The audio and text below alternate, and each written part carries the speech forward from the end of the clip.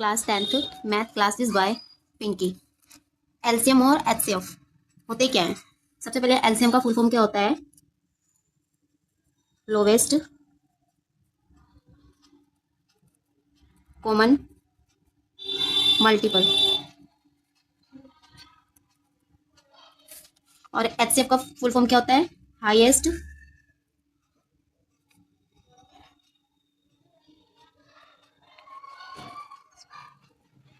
Common factor. जैसे कि बच्चों आप लोग देख रहे हैं फर्स्ट चैप्टर में, जो क्लास 10th का फर्स्ट चैप्टर है एक्सरसाइज 1.1 में जो क्वेश्चंस हैं उसमें क्या करना है? एलसीएम और एचसीएफ बताने हैं। तो सबसे पहले आप लोग जान जाइए कि एलसीएम होता क्या है और एचसीएफ क्या होता है। तो हेलो बच्चों, कैसे हो आप सब? आज हम स्टार्ट करने वाले हैं क्लास 10th का मैथ एक्सरसाइज 1.1। तो आप लोग ध्यान से इस वीडियो को देखना क्योंकि अब क्लासेस बहुत अच्छी होने वाली है। वीडियो को पूरा देखना। तो बच्चों फर्स्ट क्वेश्चन क्या है? निम्नलिखित संख्याओं को अभाज्य गुणनखंड के रूप में व्यक्त करना है, मतलब व्यक्त कीजिए। तो ये क्वेश्चंस हैं, इन सबके प्राइम फैक्टर्स हमें बताने हैं, मतलब कि गुणनखंड बताने हैं हमें। तो इसका गुणनखंड बताने के लिए सबसे पहले हमें इन जितने भी नंबर्स हैं इन सबका एलसीएम लेना पड़ेगा। एलसीएम करने पर हमें इसका आंसर पता चलेगा। जैसे कि 140 है, 140 का हमें फैक्टर बताना है। 70 दूनी 140, 35 दूनी 70, मतलब 35 के टेबल्स में 2 पर 70 कट जाएगा। ठीक है। अब 35 किस पाड़े में आता है? 7 के। 5 7 जा 35। अब ये 7 है, 7 एकम 7। तो जैसे कि आप देख रहे हैं इसका फैक्टर आ चुका है। हमें एलसीएम बताना है, तो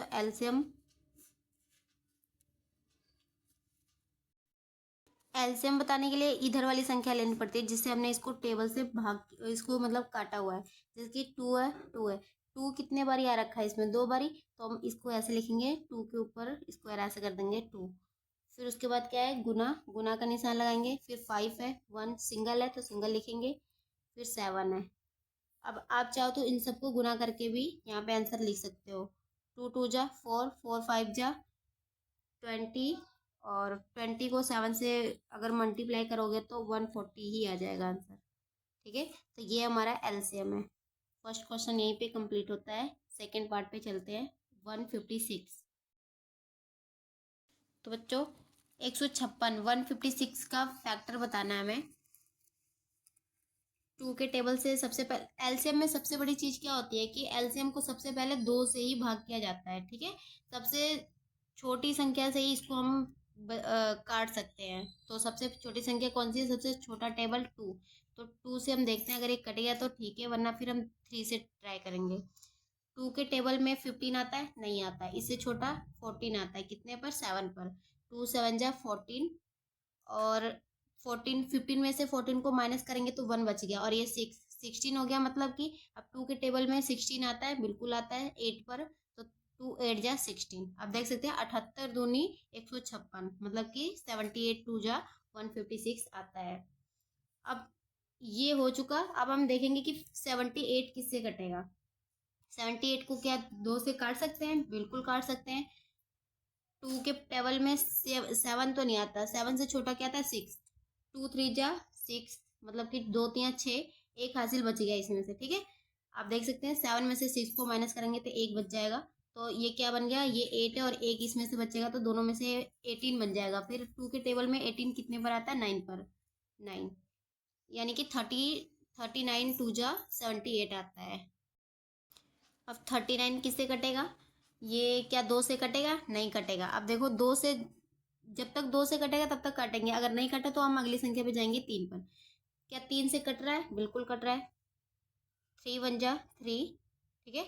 और 3 के टेबल में 9 आता है। 3 कितने पे? 3 पर। यानी कि 13 तिया 39 होता है। ठीक है।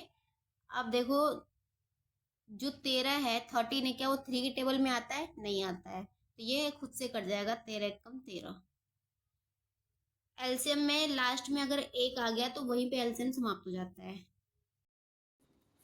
तो इसका एलसीएम क्या आया है बच्चों? यहाँ पे हम लिख देते हैं 2 2। 2 बारी आ चुका है तो इसको हम लिखेंगे 2 × 2, यानी कि इस तरीके से भी आप लिख सकते हैं। आप चाहो तो 2 गुना में 2 भी लिख सकते हैं, ठीक है। ये क्या है, अब उसके बाद क्या है, गुना में 3 और गुना में 13, ठीक है। दो 2 बारी आ चुका है तो इसलिए मैंने 2 बारी लिखा है स्क्वायर करके, और 3 एक बारी आया तो 3 फिर 13, ठीक है। गुना में आप 1 भी लिख सकते हो, कोई दिक्कत नहीं है, ठीक है। आप चाहो तो इसे गुना भी कर दो, नहीं करना ऐसे छोड़ दो, कोई दिक्कत नहीं है। अगर इसको हम गुना करेंगे तो 156 ही आएगा, चाहे तो आप करके देख सकते हैं। इसका फैक्टर क्या होता है, इसको भी एलसीएम लेकर हम देखते हैं। क्या ये 2 के पहाड़े से कट जाएगा, ये जो संख्या है क्या 2 के पहाड़े से कट जाएगा? अगर कट जाएगा तो 2 के पहाड़े से काटेंगे, नहीं तो फिर हम 3 पे चलेंगे, ठीक है। 2 के पहाड़े से शायद ये नहीं कटेगा, तो हम चलते हैं 3 की टेबल को लेते हैं। 3 की टेबल में 3 वन जा 3, मतलब 3 एक कम 3। 3 के पहाड़े में 8 आता है? नहीं आता है। तो 3 8 से छोटा क्या आता है 3 के पहाड़े में? 6। तो 3 दूनी 6 करते हैं हम। अब ये जो 6 है इसके नीचे अगर आप 6 लिखोगे तो 8 में से 6 को माइनस करेंगे तो कितना बचेगा? 2। 2 बचेगा। अब इसमें जो 2 बचा और ये 2 लेंगे तो 22 बन जाएगा। 22 क्या 3 की टेबल में आता है? 22 नहीं आता है। तो 3 के पहाड़े में 22 से छोटा क्या आता है? 21 आता है। 3 साते 21। अब देखो 22 में से 21 को माइनस करेंगे तो 15 बन जाएगा, ठीक है। सॉरी, 1 बचेगा और ये जो 5 है मतलब कि 15 बन जाएगा। अब 15 क्या 3 के पहाड़े में आता है? 3 के टेबल में 15 आता है कितने पर? 5 पर। तो 3 5 जा 15, ठीक है। देखो 1275 को अगर 3 बार गुना करोगे तो 3825 आ जाएगा आंसर। अब देखते हैं ये जो 1275 ये किससे कटेगा। क्या ये 3 के पहाड़े से कट रहा है? शायद कट सकता है, काट के देखते हैं हम। 3 के पहाड़े में 3 चौके 12, ठीक है। 3 चौके 12 और 3 दूनी 6 यहाँ पे। अब 7 में से 6 को माइनस करेंगे तो 1 बच जाएगा, फिर 3 पंजे 15 कट गया। देखो अब 425 किस पहाड़े से कट रहा है? क्या 3 के पहाड़े से कट जाएगा? नहीं कटेगा। तो हम इसको काटेंगे, ये लास्ट में अगर 5 है तो 5 से ही कट जाएगा, ठीक है। तो हम करते हैं 5 के पहाड़े से इसको काट के देखते हैं, ठीक है। 5 अट्ठे 40, 40 में से हमने 42 में से 40 को माइनस कर दिया तो 2 बच गया। अब 25 आता है, 5 पंजे 25 हो गया। अब क्या 85 5 के पहाड़े में आता है? बिल्कुल आता है, देखते हैं। 5 एकम 5 और इसमें से 5 8 में से 5 को माइनस करेंगे तो 3 बच जाएगा। 5 सते 35, यानी कि 17 पंजे 85 होता है। 75 जा 85। अब क्या 17 5 के पहाड़े में आता है? नहीं आता है। तो हम किससे कटेगा? 17 से कट जाएगा, तो 17 एकम 17। तो इसका एलसीएम क्या हो जाएगा? एलसीएम इधर जितनी संख्या आई है इन सबको गुना कर देना है। देख सकते हैं यहाँ पे जो 3 है वो कितने बार आ रखा है? 2 बार आ रखा है, 1 2। तो हम 3 को 3 गुना में लिख देते हैं, यानी कि 3 के ऊपर हम अगर, चलो हम गुना में कर देते हैं इस तरीके से। 3 गुना 3 गुना में 5 गुना में 5 और 7। अब आप 1 भी लिख सकते हो, गुना करके 1 भी लिख सकते हो, ठीक है।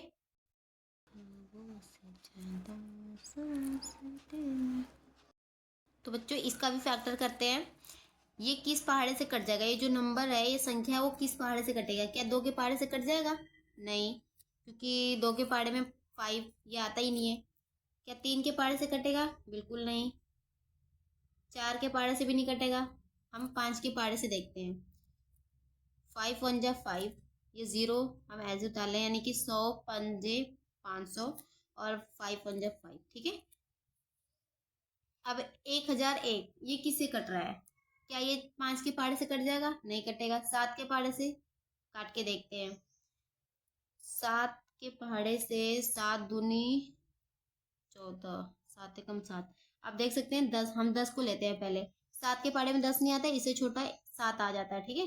7 एकम 7, 7 10 में से 7 को माइनस करेंगे तो 3 बच जाएगा। अब ये बन जाएगा 30। क्या 30 आता है 7 के पहाड़े में? नहीं आता है। 7 चौके 28। अब 30 में से हम 28 को माइनस करते हैं तो कितना बच जाएगा? 2। अब 7 तियाँ 21, ठीक है। 7 तियाँ 21 हो गया 143। अब 143 किससे कट रहा है? 143 क्या 7 के टेबल से कट जाएगा? नहीं कटेगा। तो इसको हम काट के देखते हैं। 7 से भी नहीं कटेगा, 8 से भी नहीं, 9 10 से भी नहीं कटेगा, 11 से काट के देखते हैं। 11 के टेबल से कट जाएगा, 11 एकम 11, बचेगा कितना, 2, फिर 7, 11, 13, 3 से कट जाएगा, ठीक है। अब 13 एकम 13, ठीक है। इसको भी देखते हैं, ये जो नंबर से किससे कट जाएगा, तो ये कटेगा 17 से,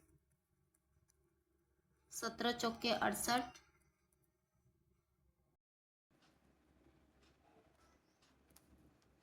तो बच्चों इसका एलसीएम क्या हो जाएगा, 17 इंटू 90 इंटू 23 इंटू 1, ठीक है। आप इस सबको गुना करोगे तो 7429 आ जाएगा। यहीं पे हमारा फर्स्ट क्वेश्चन कंप्लीट होता है, देख सकते हैं आप।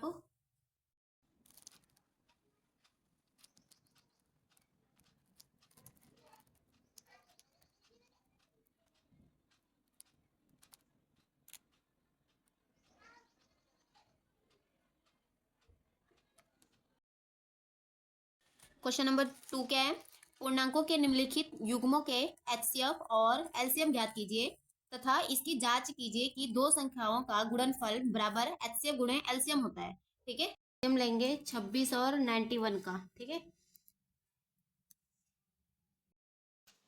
तो देख सकते हैं 26 को अगर हम काटते हैं सबसे पहले तो ये 2 से कट जाएगा, 13 2 जा 26, फिर ये 13 1 जा 13, ठीक है। और ये किससे कट रहा है, 91, ये भी कट जाएगा 13 से, 13 7 जा 91 और 13 1 जा 13, ठीक है। अब हमसे पूछा कि एलसीएम और एचसीएफ दोनों बताना है हमें, तो 2 इंटू 13, हम इंटू में 1 भी लिख सकते हैं, ठीक है। और 91 का फैक्टर क्या है, 7 इंटू 13 गुना में 1, ठीक है।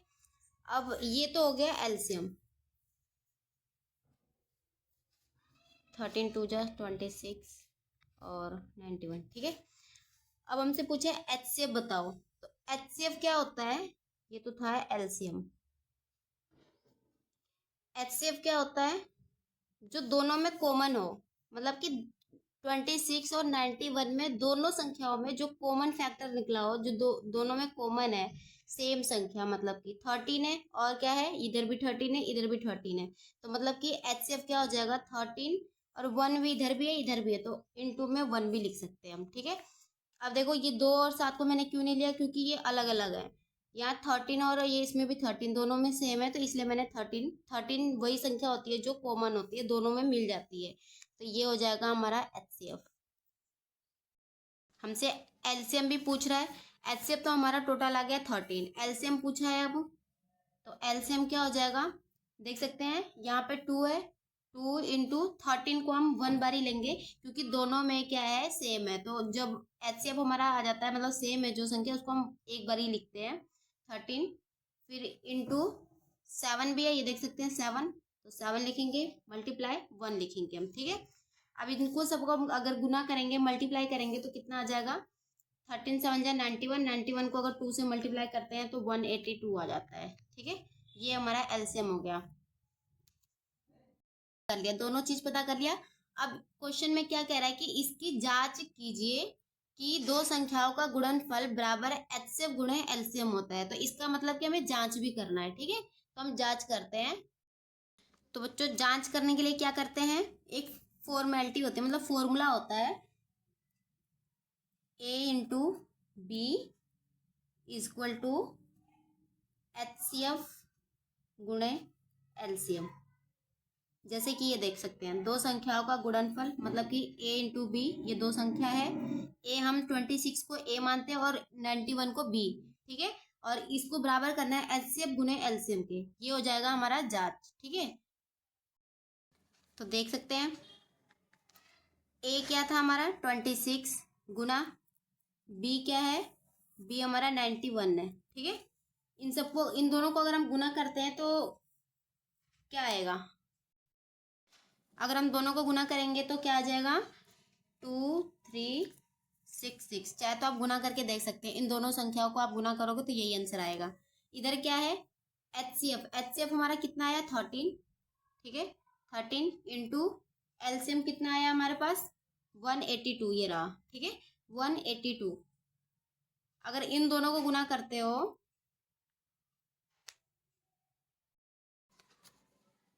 13 दूनी 26, 26 को 6, 2 हासिल, 13 8 104, 104 में अगर हम 2 को जोड़ते हैं तो 106 आ जाता है, मतलब कि 13 8 जा 104 आता है, ठीक है। इसमें अगर हम 2 को जोड़ते हैं तो 6 आ जाएगा, 106। तो यहाँ पे 6 आ जाएगा, 10 हमारा हासिल हो जाएगा। इसके ऊपर हम लिख देते हैं 13 1 13, 13 में अगर हम 10 को जोड़ देते हैं तो कितना हो जाता है 23। देख सकते हैं दोनों में सेम आंसर आया है। तो यानी कि यहीं पे हमारा फर्स्ट जो पार्ट है, इस दूसरे क्वेश्चन का फर्स्ट पार्ट होता है कंप्लीट, ठीक है। देख सकते हैं आंसर दोनों में सेम आया, हमने उत्तर की जांच भी करी है और इधर हमने एचसीएफ और एलसीएम दोनों ज्ञात कर लिया है। तो इसी तरह हम सेकंड क्वेश्चन को भी करते हैं। चलिए सेकंड पार्ट को भी करते हैं। 510 का फैक्टर क्या होगा 2 दूनी 4, फिर एक हासिल बचेगा 2 पंजे 10, फिर एक हासिल बच गया 2 पंजे 10, जबकि 255 दूनी 510 होता है। 85 तिया 255, अब 85 किससे कटेगा 5 के पहाड़े से कट सकता है, 5 1 जा 5 और 3 हासिल बच गया 5 7 35, ठीक है। अब ये 17 तो जा नहीं सकते, 1 से कट जाएगा, ठीक है 17 एकम 17। इसी तरह इधर 92 का फैक्टर क्या हो जाएगा 2 2 जा 4, 2 4 जा 8, 2 6 12, 2 दूनी 4, 2 3 6, 23 दूनी 46 और 23 वक्कम 23, ठीक है। अब इसका हम एचसीएफ और एलसीएम बताते हैं। सबसे पहले तो एचसीएफ देखते हैं क्या है, ठीक है। दोनों में कॉमन कौन सी चीजें हैं, यहाँ पे 2, ये भी 2 है, ठीक है, बस 2 मिल रहा है। देखो यहाँ से संख्या चेंज हो गई है, यहाँ पे 2 है बट यहाँ पे 3 है, देख सकते हैं। और इधर 17 इधर 23 है, यानी कि एचसीएफ हमारा क्या आ जाएगा 2 इंटू 1, ठीक है एचसीएफ है। और एलसीएम क्या हो जाएगा, यानी कि एलसीएम क्या हो जाएगा, देखो जो हमारा दोनों में फैक्टर मिलता है ना उसको हम एक बार ही लिखते हैं, मतलब कि ये फैक्टर था हमारा सेम था एचसीएफ में तो हम इसको एक बार लिखेंगे। फिर इधर क्या है 3, 3 लिख दो, फिर 5 है तो 5 लिख दो, 7 है सॉरी 17 है 17 इंटू, फिर इधर क्या है 2, 2 लिखेंगे और 23 लिखेंगे, ठीक है, और गुने में 1 लिख देंगे। अब इन सबको गुना करोगे तो क्या आंसर आ जाएगा, आप लोग इन सबको गुना करके देखना आंसर यही आता है कि नहीं, ठीक है। अब हमसे बोला है जांच भी करो तो हम इसको जांच भी कर लेते हैं। तो बच्चों इसमें इसको जांच करेंगे तो क्या हो जाएगा ए इंटू बी, ए हमारा क्या था बताया था 510 और बी क्या है 92। इन दोनों को अगर गुना करेंगे तो कितना आंसर आ जाएगा, इन दोनों को गुना करेंगे तो कितना आंसर आएगा 46,920। इसी तरह इधर भी एचसीएफ और एलसीएम को गुना करेंगे तो कितना आएगा, एलसीएम एचसीएफ हमारे पास 2 है तो 2 गुना में एलसीएम कितना है हमारे पास 23,460। तो 23,460 को अगर हम 2 से गुना करेंगे तो कितना हो जाएगा 0, 2 2 6 के 12 को 2 हासिल 1, 2 चौके 8 और 1 9 और 23 दूनी 46। देख सकते हैं आंसर सेम आ चुका है। तो जांच में भी हमारा आंसर सेम है और यहाँ पे हमने एचसीएफ और एलसीएम भी हमने बता दिया। इसी तरह थर्ड पार्ट भी करते हैं 2 1 जा 2 और 2 6 जा 12, 2 8 जा 16, 2 8 जा 16 और 2 4 जा 8, 2 4 जा 8, 2 2 जा 4, 2 2 जा 4, 2 1 जा 2,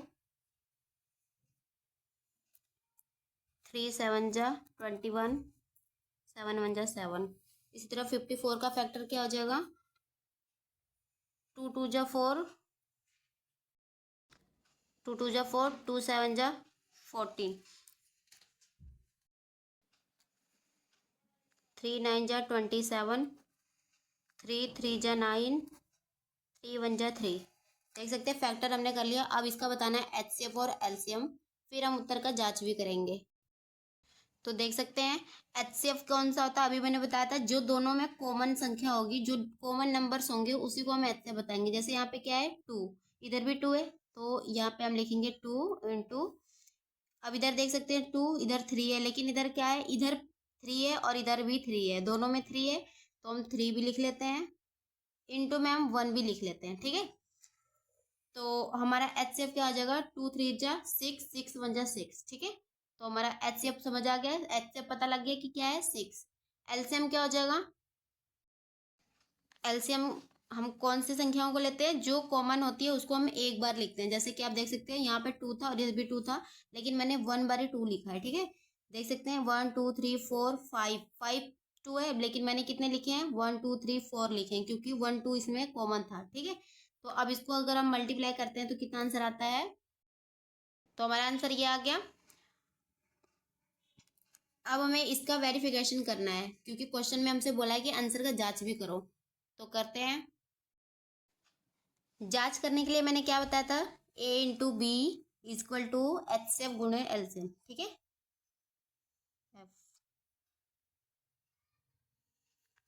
ए क्या था हमारे पास 336 इंटू बी क्या है हमारे पास 54। ठीक है, इधर HCF कितना है हमारे पास 6 इंटू LCM कितना है हमारे पास 3024। ठीक है, इन दोनों को हमें गुना करके देखना है कि अगर दोनों में सेम आंसर आता है तो क्या आता है। आप लोग कमेंट करके बताएंगे कि इन दोनों को गुना करेंगे तो आंसर क्या आएगा और इनको गुना करेंगे तो आंसर क्या आएगा। दोनों का आंसर आप लोग कमेंट में बताएंगे। चलिए फिर हम नेक्स्ट क्वेश्चन पे चलते हैं। इन दोनों का आंसर आप लोग बताएंगे जरूर, मैं सभी का चेक करूंगी।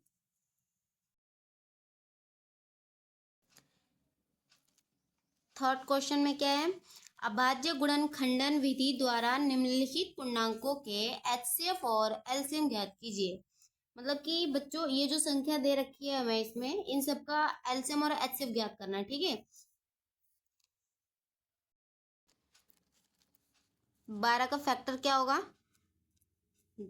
2 6 जा 12, 2 3 जा 6, 3 1 जा 3।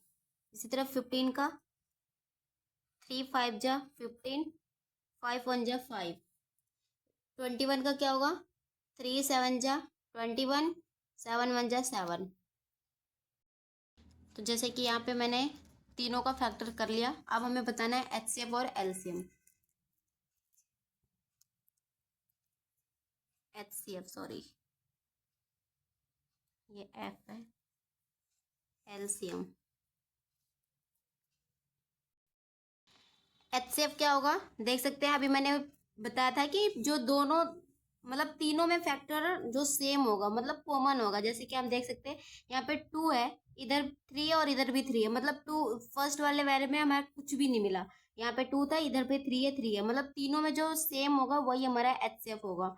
इधर भी क्या है 2, लेकिन इधर 5 है, इधर 7 है।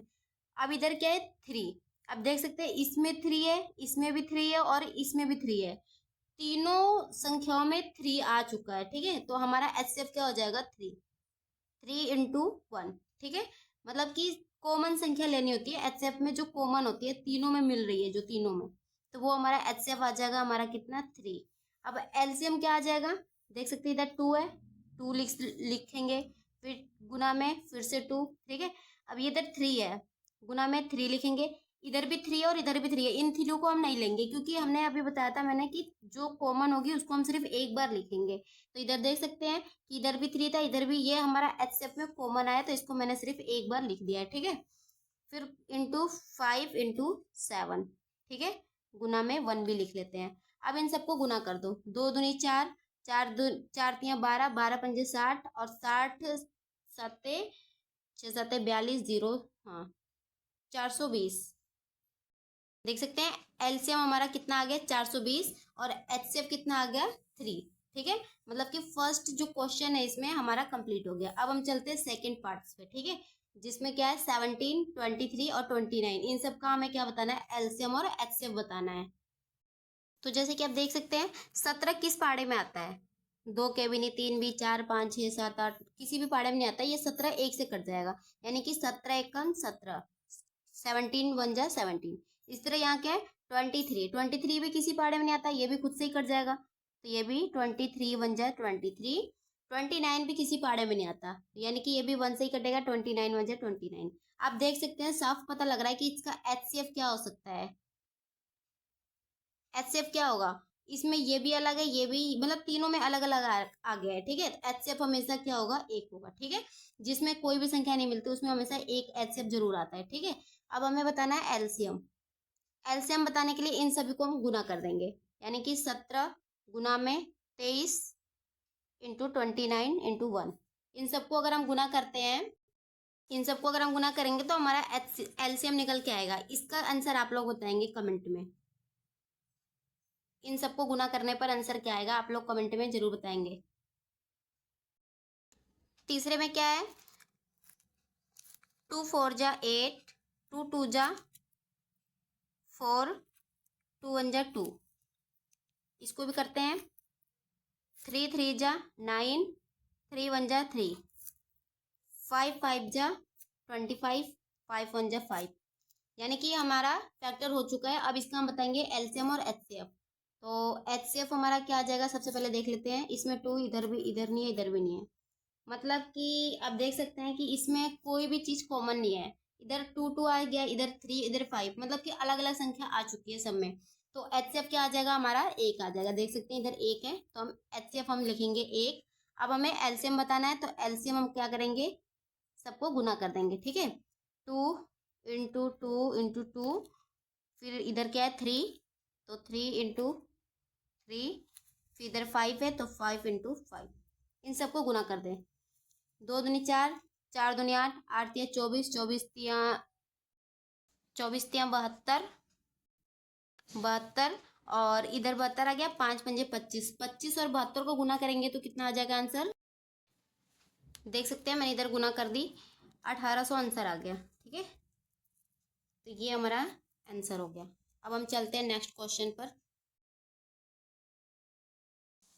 क्वेश्चन नंबर 4 क्या है, एचसीएफ 306 और 657 का 9 है, मतलब कि इन दोनों संख्याओं का जो एचसीएफ है वो कितना है, 9। देख सकते हैं दिया है हमें, क्या क्या है, गिवन किया है, मतलब कि 306 और 657 का जो एचसीएफ गिवन है वो कितना है, 9।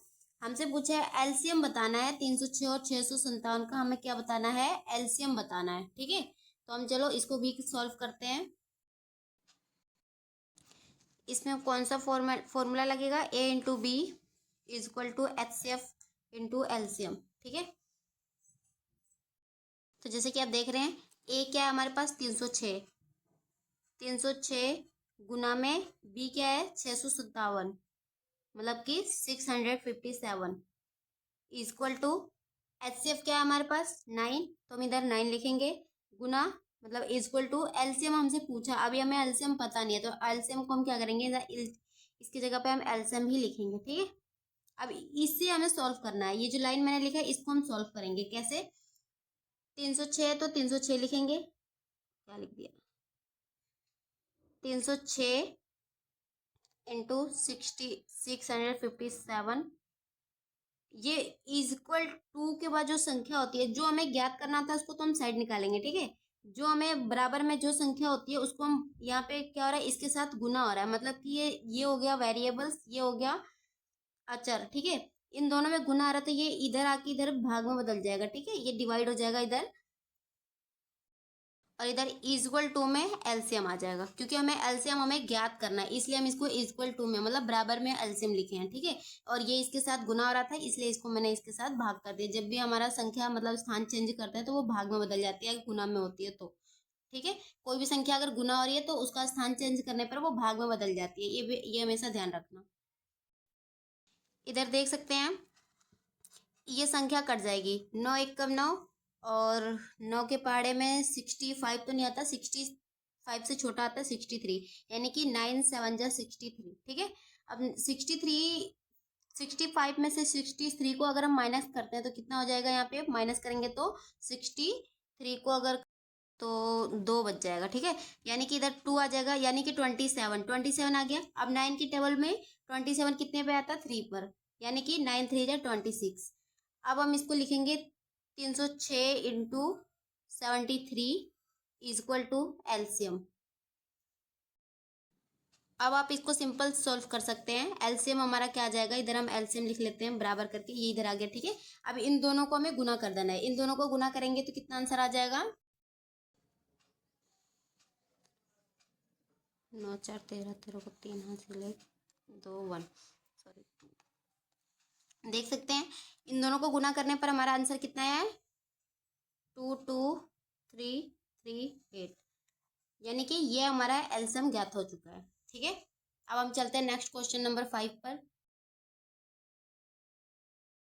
क्वेश्चन नंबर 5 क्या है? जांच कीजिए कि क्या किसी प्राकृतिक संख्या n के लिए संख्या 6n अंक 0 पर समाप्त हो सकती है। मतलब क्वेश्चन साफ है, इसमें क्लियर बोल रहा है कि क्या 6n अंक पर 0 समाप्त हो सकती है। तो बच्चों किसी संख्या के आखिर में 0 आना है तो वह संख्या क्या होनी चाहिए? 10। 10 जो है वो 10 से भाग होनी चाहिए, मतलब कि जो 10 का फैक्टर है वो क्या होना चाहिए? 10 का जो फैक्टर है वो क्या होता है? 2 इंटू 5, ये होता है 10 का फैक्टर, ठीक है। यानी कि बच्चों इसका मतलब है कि उस संख्या के प्राइम फैक्टर में, मतलब ये जो 10 है, 10 के प्राइम फैक्टर में जो प्राइम फैक्टर में क्या संख्या आनी चाहिए? 2 और 5 आना चाहिए, मतलब कि 2 और 5 आना चाहिए, ये संख्या आनी चाहिए। मतलब कि जो संख्या, ये जो क्वेश्चन में बोला है कि 0 पर समाप्त हो सकती है, तो वो संख्या 10 है। और 10 मतलब कि इस संख्या पर हमें क्या होना चाहिए? 2 और 5, मतलब ये दोनों वर्ड, ये दोनों अंक जरूर होना चाहिए, तभी हमारा क्वेश्चन सही जाएगा। क्वेश्चन बोल रहा है कि 6 बोल रहा है कि यानी 6 का फैक्टर क्या हो जाएगा? 2 इंटू 3। 2 इंटू 3 है जो वो 6 का फैक्टर है, 6n का, ठीक है। 6n का फैक्टर क्या आ गया? 2 इंटू 3। यानी कि हम इसे ऐसे भी लिख सकते हैं 6n is equal to 2n into 3n, क्योंकि हमें 6n पूछा है। 6n अंक पर 0 समाप्त हो सकती है, हमसे क्वेश्चन में ये पूछा है, तो हम इसको 6 को हम कैसे लिख सकते हैं? 2 इंटू 3n, ठीक है। जैसे कि आप देख सकते हैं कि जो 6n है उसका जो गुणनखंड आ रहा है, मतलब जो फैक्टर आ रहा है वो क्या है? 2 और 3 आ रहा है, ठीक है। तो इसमें साफ है आंसर, इसमें आंसर क्या लिखेंगे हम? अतः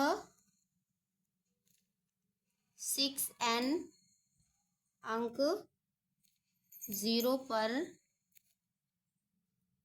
समाप्त नहीं हो सकती। क्यों नहीं हो सकती? क्योंकि जो हो सकती है बच्चों, ये हमारा लास्ट आंसर है, ठीक है। देख सकते हैं आप।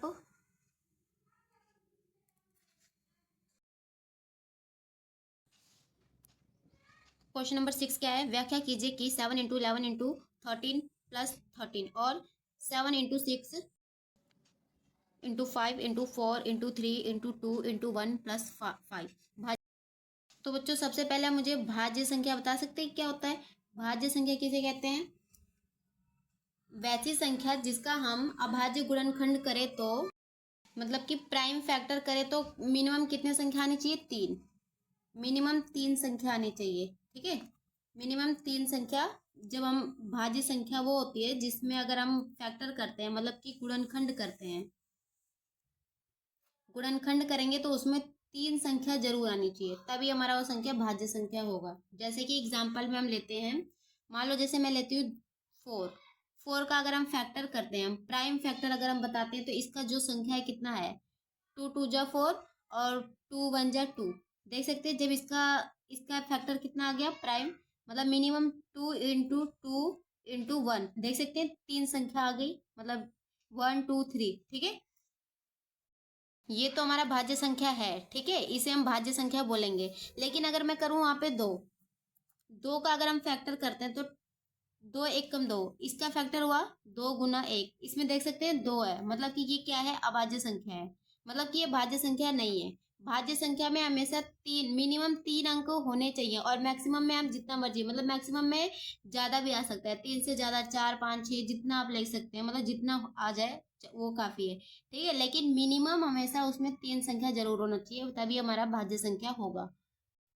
हम क्वेश्चन पे ध्यान देते हैं, क्वेश्चन में क्या क्या गया है। फर्स्ट जो नंबर है वो क्या है, 7 इंटू 11 इंटू 13 प्लस 13, ये है। एंड सेकंड क्या है, 7 इंटू 6 5। तो जैसे कि आप देख रहे हैं इसमें क्या कॉमन है, कॉमन संख्या हमें जो मिलेगी उसको हम साइड कर लेंगे। जैसे कि यहाँ पे 13 और 13 ये दोनों क्या है, कॉमन है, तो इस कॉमन मतलब एक 13 को हम बाहर निकालेंगे, 13 को हम इधर बाहर करेंगे। अब इधर हम करेंगे 7 इंटू 11 इंटू, अब इस 13 को हमने बाहर किया है तो यहाँ पे हम गुना में 1 लिखेंगे, ठीक है, क्योंकि 13 बाहर आ चुका है तो इसकी जगह में यहाँ पे 1 मानेंगे, क्योंकि 13 से 13 1 मतलब 1 कट गया, तो यहाँ पे हम 1 लिखेंगे। फिर प्लस में इधर 13 है तो इधर हम 13 कर लेंगे, ठीक है, इसको हम कर देंगे ब्रैकेट बंद। अब हम करेंगे 7 को अगर 11 से मल्टीपल करते हैं तो 7 को तो 77 हो जाएगा, ठीक है, 77 इंटू 1, और प्लस में 13 है तो 13 करेंगे। अब हम इसको गुना करेंगे, देख सकते हैं अगर ये ब्रैकेट हटेगा तो क्या होगा, गुना होगा, तो हम कर लेते हैं 13 गुना में 77 प्लस में ये गुना, तो गुना से हम कर ही देंगे, मतलब 77 बन जाए 77, ठीक है। फिर प्लस में 13 है तो 13 करेंगे। अब आप देख सकते हैं इसको सॉल्व करेंगे, इसको सॉल्व करेंगे तो कितना आंसर आ जाएगा, 77 में अगर हम 13 को प्लस करते हैं तो हमारा आ जाता है 90, और इधर इंटू गुना करेंगे ना 13, जब इन दोनों को गुना करेंगे तो आंसर कितना आ जाएगा हमारे पास, मतलब कि 90 का फैक्टर कितना होता है, हमें तो फैक्टर बताना है ना, मतलब इसमें पूछ रहा है कि भाज्य संख्या है कि नहीं है, ये संख्या भाज्य संख्या है या नहीं है, और है तो क्यों है। तो अगर हम देख सकते हैं यहाँ पे 13 तो यूं लिखेंगे हम, गुना में 19 का फैक्टर करेंगे तो 45 इंटू 2 हो जाएगा। आप देख सकते हैं यहाँ पे 3 संख्या आ चुकी है, यहाँ पे हम गुना में 1 भी लिख दे, मैंने बताया था कि भाज्य संख्या वह संख्या होती है जिसमें मिनिमम 3 संख्या आती है, मतलब 3 नंबर्स जरूर होते हैं उसमें, और ज्यादातर मतलब मैक्सिमम जितनी मर्जी आ जाए, ठीक है। इसमें देख सकते हैं हम 1 2 3 संख्या आ चुकी है, यहाँ की यहाँ 4 भी आ गया, मतलब एक तो हम ऐसे भी लिखते ही लिखते हैं, ठीक है। यानी कि इसे हम लिख देंगे, अतः यह भाज्य संख्या है, ठीक है। देख सकते हैं 3 संख्या आ चुकी है तो इसको हम भाज्य संख्या मानेंगे, ठीक है। इसी तरह सेकंड को भी करेंगे, इसमें जो कॉमन है वो मतलब 2 बारी संख्या कौन सा है, 5, तो इसको हम कॉमन निकाल लेते हैं, मतलब 5 को हम साइड में कर लेते हैं, 5 को इधर करेंगे, ब्रैकेट 7 इंटू 6 इंटू 5 की जगह पे हम यहाँ पे 1 लिखेंगे, ठीक है। फिर उसके बाद क्या करेंगे, इंटू 4 है तो 4 लिखेंगे, इंटू 3 इंटू 2 इंटू 1, और प्लस में 5, ठीक है। अब देख सकते हैं इसको अगर हम गुना करेंगे तो कितना आ जाएगा, 6 7 42, 42 को 1 से गुना करेंगे तो 42 से 42, 42 को 4 से गुना करेंगे, को गुना करेंगे तो टोटल हमारा ये आंसर आ जाएगा, ठीक है। इन सबको अगर हम गुना करेंगे तो टोटल ये आंसर आ जाएगा। अब इसमें भी आप देख सकते हैं 3 फैक्टर आ चुके हैं, मतलब कि 5, ये ब्रैकेट हटाएंगे तो गुना का निशान 8 आ जाएगा, फिर इधर क्या है गुना में 1, ठीक है, गुना में 1 है। आप देख सकते हैं 1 2 3 फैक्टर्स आ चुके हैं, मतलब कि ये भी क्या है, इसको भी हम क्या लिखेंगे, अतः यह भाज्य संख्या है, ठीक है। इस तरीके से आप कर सकते हैं, देख सकते हैं पूरा सवाल हो चुका है।